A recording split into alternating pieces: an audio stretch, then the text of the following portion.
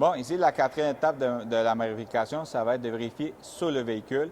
Alors ici, je vais venir voir les fuites d'huile à moteur, fuites d'huile de transmission, le liquide de refroidissement à moteur et certains composants sur le véhicule.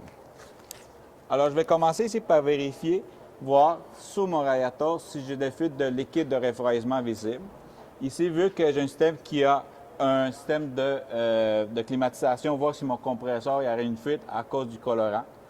Même chose, je vérifie mon carter de moteur, carter de transmission, mes bacs d'étanchéité de ma transmission. Présentement, ici, j'aurais une fuite. J'ai aussi vérifié mes dermisabres pour voir si mes soufflets ne sont pas déchirés. Je vérifie mes hausses de l'essence. Même chose, je vérifie mon système d'échappement.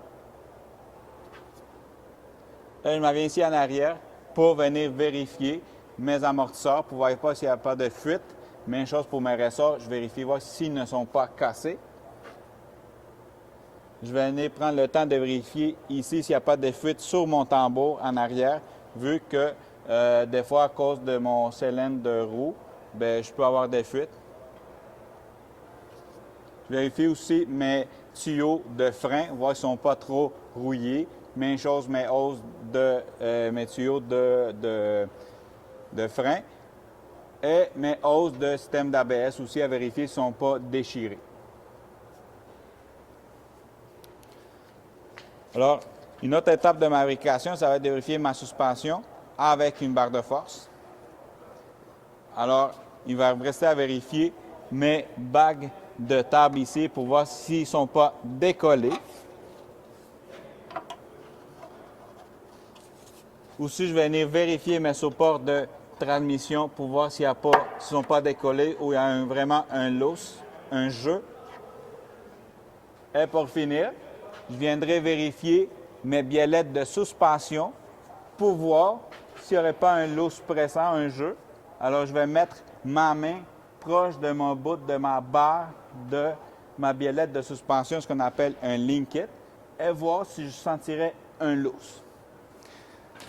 Évidemment, ça se peut que je trouve des composants que je ne suis pas sûr. Alors, qu'est-ce que je vais faire? C'est faire appel à un collègue qui aura plus d'expérience pour qu'il me l'explique. M. Brian?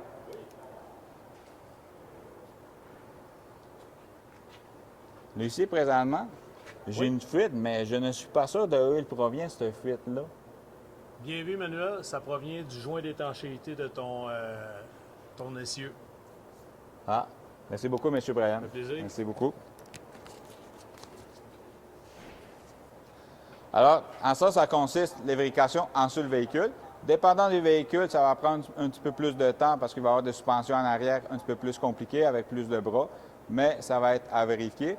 Et ne pas oublier de tout ce qu'on voit de la normale, de le consigner dans le bon de travail. Merci beaucoup.